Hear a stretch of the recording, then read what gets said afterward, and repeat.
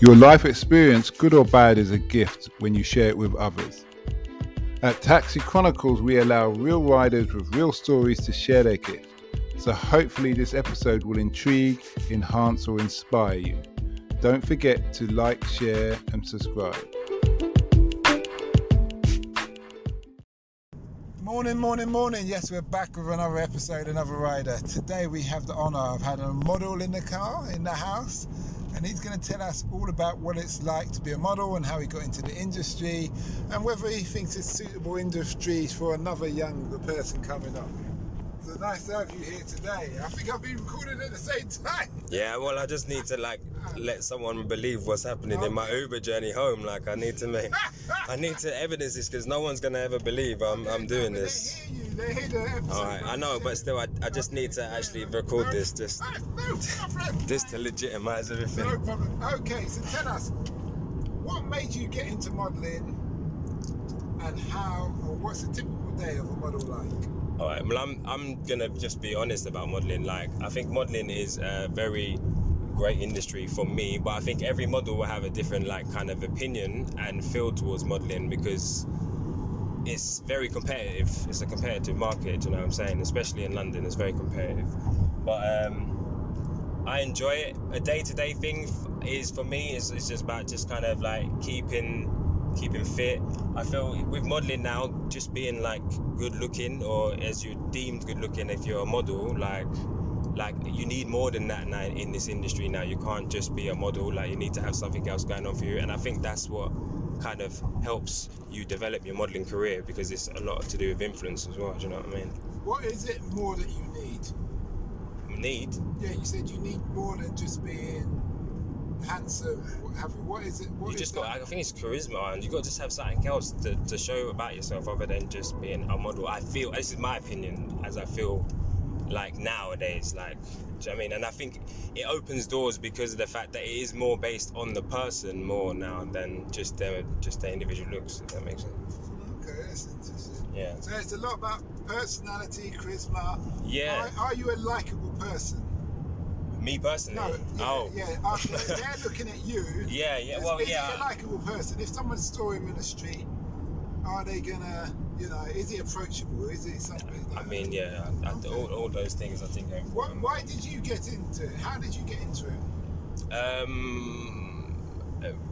kind of was told I should try and get into it. I tried a few times and it just didn't work out, and then I kind of left it for a bit, and then recently I got back into it, and it's just been going good for me personally. But it's not something I've been invested in for a long period of time. It's I've actually kind of dipped in and out of it, but I'm seeing more success from it now than I have been in the past. Is what I would say for me. When you started, what age were you?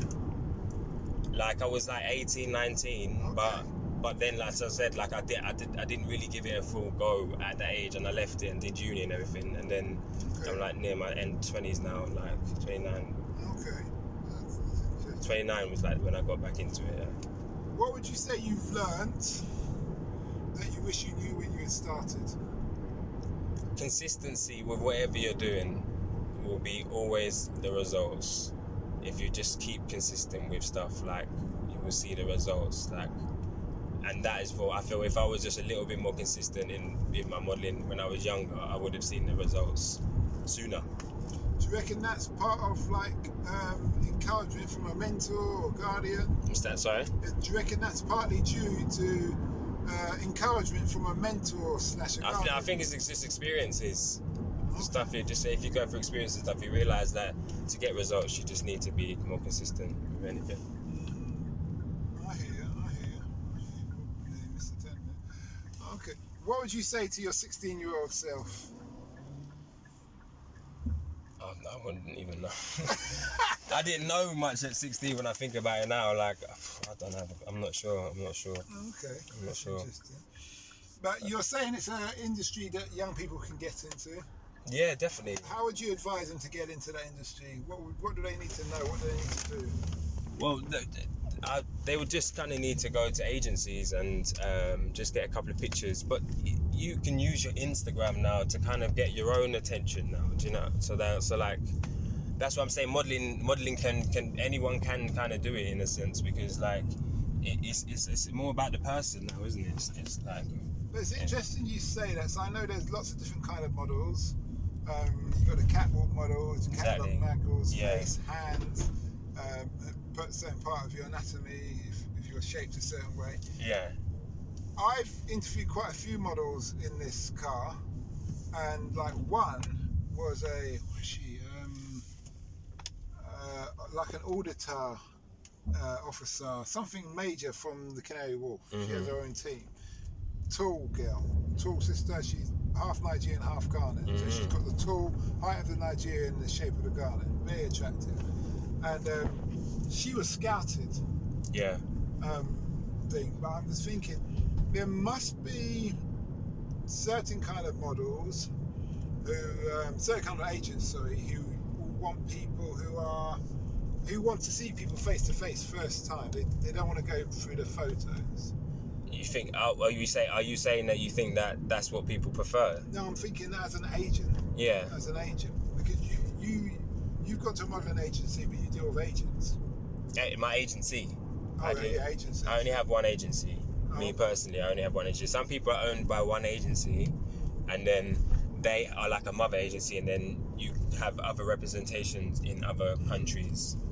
Oh, in other countries? In other countries, yeah, so yeah. Okay. Not me personally, but I'm saying models. Yeah. Yeah, models. Yeah, I see what you're saying. I spoke to a Sudanese model, and she has that. She said they didn't know what to do with her. She's tall, big, strong black sister. Yeah. And they didn't know what to do, so they sent her to other bigger modelling agencies. And I actually follow her on Instagram and stuff, things like that.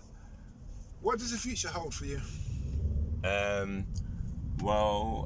Currently, pursuing my modelling more in terms of just trying to pursue that and put that in the right places, as well as I'm building my own clothing brand. So I've been doing that for like last couple of years, and so I'm kind of launching some stuff in the next couple of months. So I'm just kind of excited about that, to be honest. What kind of modelling shoots have you done? I mean, I've done something for John Lewis recently, and I've done something for Peloton as well. Have you heard of Peloton? I'm not very much into fashion, but no, it's not. No, Peloton, the sports brand. Do you know? Have you heard the bike, the Peloton bike? This bike where you can fold it up. No, it's this bike where basically people can have like a membership like online with like everyone who gets this bike, this like exercise bike. It's like everyone's buying it around. Okay. Yeah, it's called Peloton. Yeah, did something for them. Those are the only recent ones, and plus because it's during COVID, I'm not gonna lie, it's not been the same sort of like consistency. When you're on the shoot, what kind of expectations, or what can people expect? How are you treated? What is it like?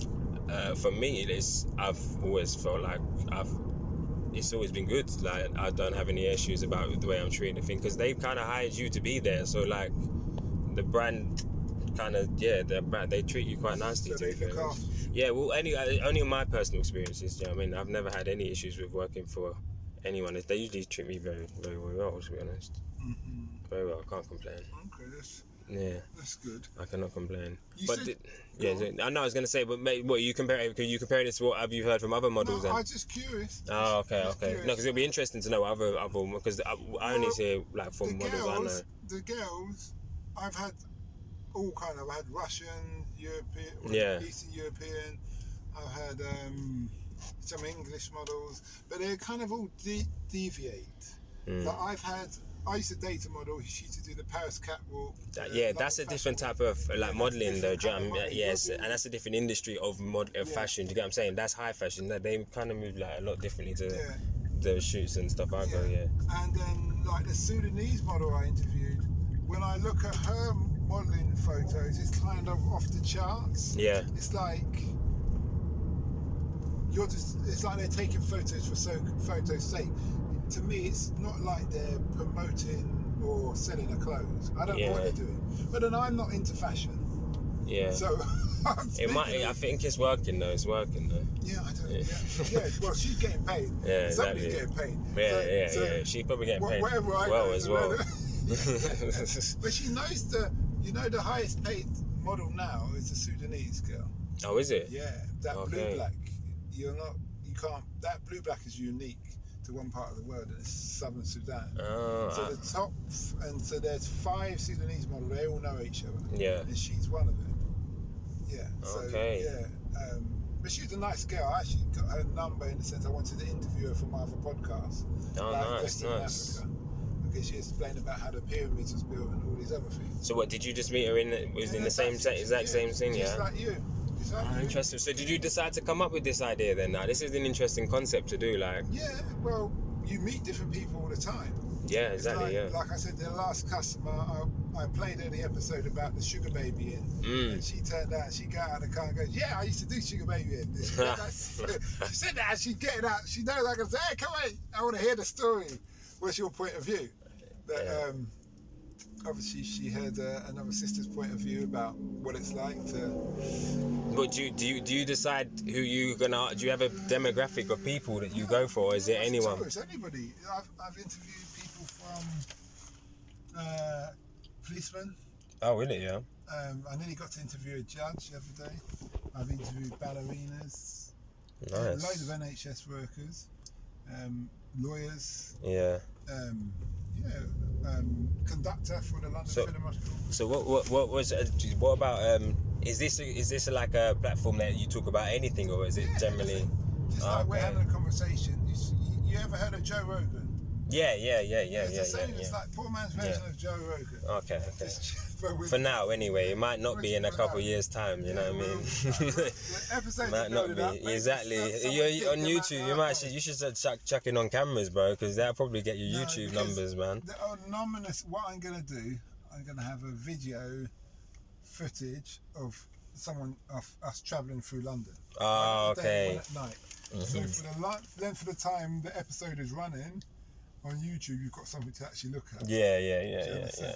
So it makes it interesting for people. Yeah. That's true. Otherwise they're just seeing. That is very true. Yeah, and that thing. So that's what we're. You have to invest some money. Yeah. Just got to keep at it. That's what I think. You always say about consistency, isn't it? Mm-hmm. Consistency is everything. And if you got like people that you can know that can just constantly come and share their ideas with you, you're onto a winner there, isn't it? So what did you study at uni?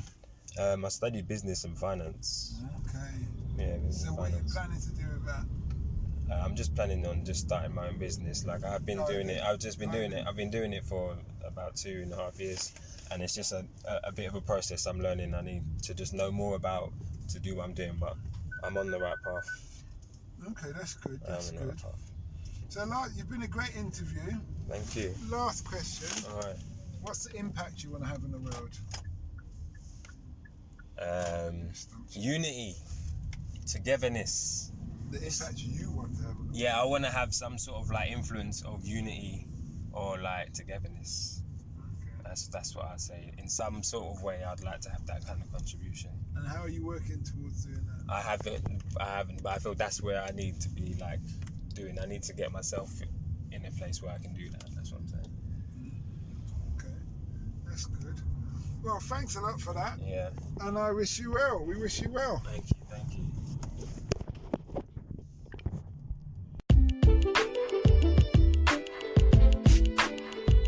We hope you liked that Taxi Chronicles interview.